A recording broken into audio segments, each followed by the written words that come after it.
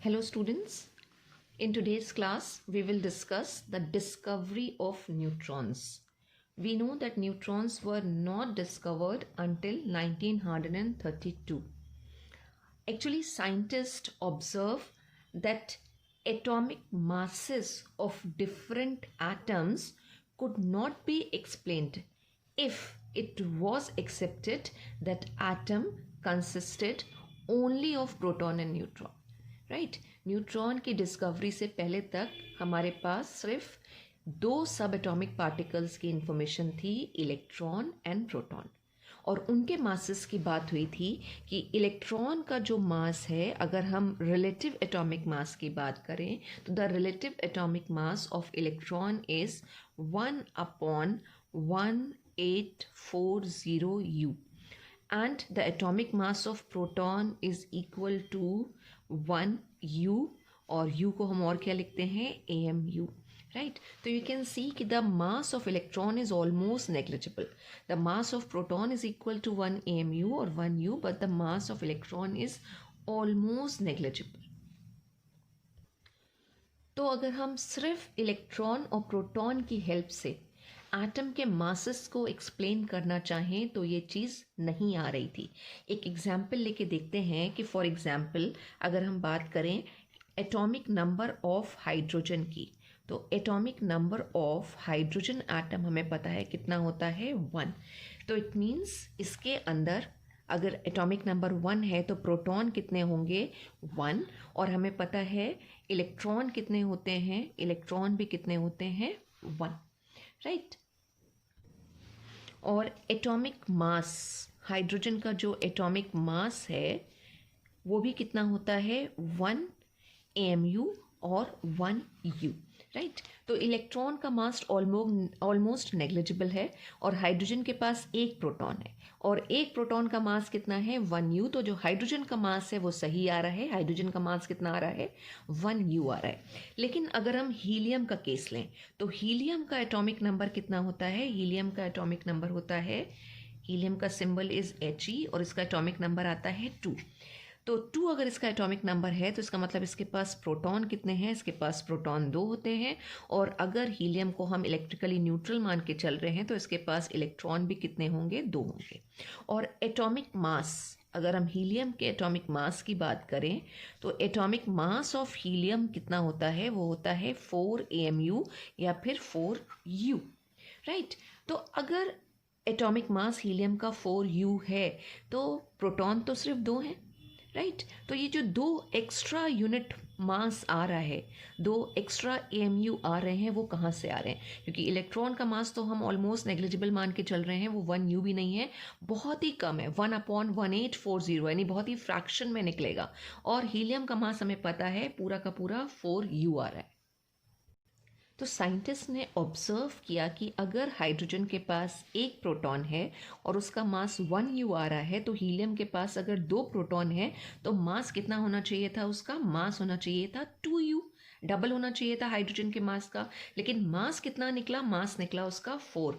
यानी अगर हम एक हीलियम एटम की बात करें, अगर ये हमारे पास हीलियम एटम है, राइट, जिसका मास कितना है 4 AMU, atomic mass unit, relative atomic mass की बात कर रहे हैं, या 4 U, वो कितनों के बराबर है, 4 हाइड्रोजन एटम के मास के बराबर है. ये 4 अगर हमारे पास हाइड्रोजन एटम्स हैं और हर हाइड्रोजन एटम का मास कितना होता है, हमें पता है 1 U होता है, ठीक है.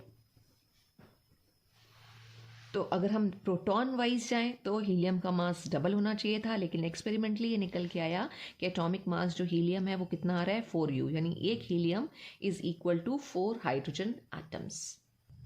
और ये सारे ऑब्जर्वेशंस किए किसने थे, 1920 में रदरफोर्ड ने ही ये सारे एक्सपेरिमेंट करके देखे थे कि मासेस का कैलकुलेशन जो है वो ठीक नहीं आ रहा है. उसके बाद फिर रेडियो एक्टिविटी की बात हुई, रेडियो एक्टिविटी के एक्सपेरिमेंट्स हुए, एंड जो लास्ट में ब्रेक थ्रू मिला था न्यूट्रॉन की डिस्कवरी का, वो 1932 में जेम्स चैडविक ने एक्सपेरिमेंट्स किए और न्यूट्रॉन के एग्जिस्टेंस की बात करी. किसने किए, साइंटिस्ट का नाम की अगर हम बात करें तो 1932, और name of the scientist is James Chadwick. James Chadwick ने ही न्यूट्रॉन के एग्जिस्टेंस की बात करी, न्यूट्रॉन के बारे में बताया, राइट। उन्होंने अपने एक्सपेरिमेंट किए, न्यूट्रॉन की डिस्कवरी करी। तो न्यूट्रॉन की डिस्कवरी का क्रेडिट जब हमसे पूछा जाता है कि किसने न्यूट्रॉन की डिस्कवरी करी, तो उसका क्रेडिट जाता है जेम्स चैडविक को। और इन्होंने भी जो अपने एक्सपेरिमेंट्स किए थे वो अल्फा पार्टिकल्स की हेल्प से ही उन्होंने एक्सपेरिमेंट किए थे।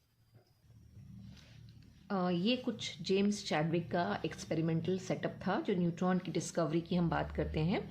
उन्होंने क्या किया, आई टोल्ड यू कि अल्फा पार्टिकल्स की हेल्प से एक्सपेरिमेंट किया था। तो उन्होंने एक सोर्स लिया, एक रेडियो एक्टिव मेटल लिया जो अल्फा पार्टिकल्स एमिट कर रहा होगा, और उसके लिए उन्होंने पोलोनियम मेटल यहाँ पे यूज़ करी। अब उन्होंने जो पोलोनियम से अल्फा पार्टिकल्स निकल रहे थे, यहाँ से अल्फा पार्टिकल्स जनरेट हो रहे थे, ठीक है।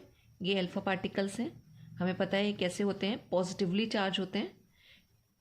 रदरफोर्ड के एक्सपेरिमेंट में हमने अल्फा पार्टिकल्स की बात करी थी कि पॉजिटिवली चार्ज होते हैं।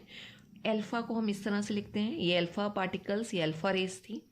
और इन्होंने इन अल्फा रेस को एक लाइट मेटल मतलब जिसका मास बहुत ज़्यादा नहीं होगा, जैसे कि बेरिलियम मेटल, उन्होंने बेरिलियम, बोरॉन, इन सब पे अपने एक्सपेरिमेंट किए थे। तो उन्होंने यहाँ पे बेरिलियम की शीट ली। तो यहाँ पे ये बेरिलियम की शीट है और उसके ऊपर अल्फा रेस को उन्होंने बम्बार्ड कराया। तो जब इन्होंने अल्फा रेस को बेरिलियम की शीट के ऊपर बम्बार्ड कराया तो यहाँ से कुछ रेज निकली, कुछ रेज एमिट हुई, कुछ रेडिएशंस एमिट हुए। और जब ये रेडिएशंस जो यहाँ से निकल रहे हैं, ये रेडिएशंस या जो रेज निकल रही हैं, कुछ पार्टिकल्स निकल रहे हैं, जब ये एक चार्ज डिटेक्टर के कांटेक्ट में आए। चार्ज डिटेक्टर का काम होता है पॉजिटिव चार्ज या नेगेटिव चार्ज के बारे में बताना या फिर इलेक्ट्रिक और मैग्नेटिक फील्ड को डिटेक्ट करना। तो जब ये चार्ज्ड पार्टिकल जब ये जो रेस थी, रेडिएशंस थे, जब ये डिटेक्टर के कांटेक्ट में आए तो डिटेक्टर से पता चला कि इन पे कोई चार्ज नहीं है, कोई भी चार्ज इनके ऊपर नहीं आ रहा है। और कैसे पता चला कि कोई चार्ज नहीं होगा, क्योंकि इन रेज ने क्या किया, इलेक्ट्रिक और मैग्नेटिक फील्ड में कोई डिफ्लेक्शन शो नहीं किया, राइट। अगर पॉजिटिवली चार्ज होती तो नेगेटिव की तरफ ये डिफ्लेक्शन शो करती हैं, और अगर नेगेटिवली चार्ज होती तो पॉजिटिव की तरफ डिफ्लेक्शन शो करती। लेकिन कहीं पे भी कोई भी डिफ्लेक्शन नहीं आ रहा था, ठीक है। और ये किस चीज़ से पता चला, चार्ज डिटेक्टर से। तो ये जो पार्टिकल्स थे इनके ऊपर कोई चार्ज नहीं था, कोई चार्ज नहीं था। तो जब कोई चार्ज नहीं होता है हम उसको क्या बोलते हैं, वो न्यूट्रल है, वो इलेक्ट्रिक और मैग्नेटिक फील्ड में कोई भी डिफ्लेक्शन शो नहीं कर रहा है।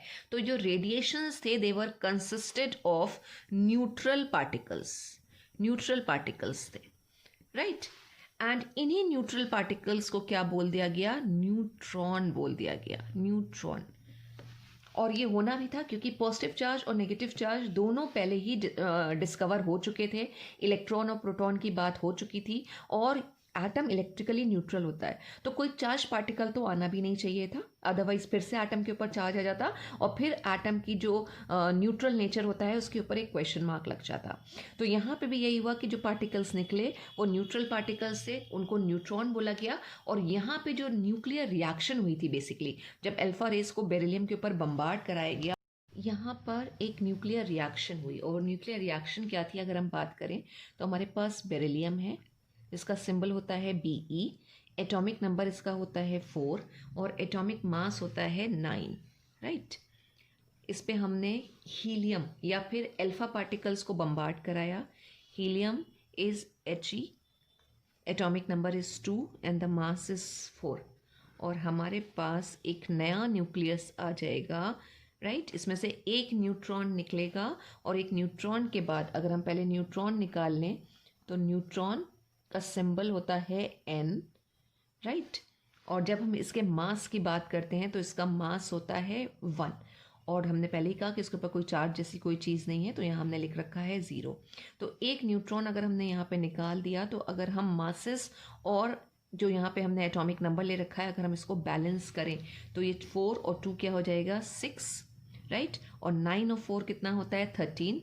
13 में से 1 मास निकल चुका है तो यहाँ पे हमारे पास क्या बचेगा, तो मास कितना हो जाएगा, 12, राइट। तो ये रिएक्शन कुछ आ रही है और यहाँ न्यूट्रॉन का एमिशन हो रहा है। तो this way neutron were discovered और न्यूट्रॉन को सिंबल दिया गया N। और जो न्यूट्रॉन का मास निकाला गया वो न्यूट्रॉन का मास कितना आ रहा था, न्यूट्रॉन का मास आ रहा था nearly equal to the mass of proton, right. और प्रोटॉन का मास कितना है, हमने पहली बात करी, प्रोटॉन का मास होता है 1u। तो यहाँ न्यूट्रॉन, इसका मास कितना है अगर हम बात करें, n is for neutron, neutron के लिए है न्यूट्रॉन, और मास कितना है, mass of neutron is 1u, that is equal to the mass of proton। और 1u या 1 amu की वैल्यू कितनी होती है, we know 1.675 into 10 power minus 24 ग्राम। तो न्यूट्रॉन का मास इतना हो रहा था। अब जब न्यूट्रॉन की डिस्कवरी हो गई तो बहुत आसानी से, जो हमने पहले बात करी थी कि हीलियम का जो मास एक्सप्लेन नहीं हो पा रहा था कि 4u किस तरह से आ रहा है, वो ये चीज़ निकल के आई कि जो हीलियम है इसके अंदर 2 प्रोटॉन होते हैं और 2 ही न्यूट्रॉन होते हैं। तो जो मासेस आते हैं आटम के, वो किसको सम करके आते हैं, वो होते हैं sum of the masses of protons and neutrons, right. अगर हम एटॉमिक मास के लिए फॉर्मूला लिखें तो एटॉमिक मास का फॉर्मूला हो जाएगा atomic mass is equal to atomic masses of an atom. Atomic mass को हम कैपिटल ए से रिप्रेजेंट करते हैं, ये होगा मासेस या number of protons plus number of neutrons. तो हीलियम का अगर एटॉमिक मास 4 है तो उसका रीज़न यही है कि हीलियम के पास 2 न्यूट्रॉन और 2 प्रोटॉन्स होते हैं। और न्यूट्रॉन पे चार्ज की बात करें तो न्यूट्रॉन पे चार्ज कितना आएगा, वी नो न्यूट्रॉन पे कोई चार्ज नहीं होता है, चार्ज जो हो जाएगा वो 0 होगा।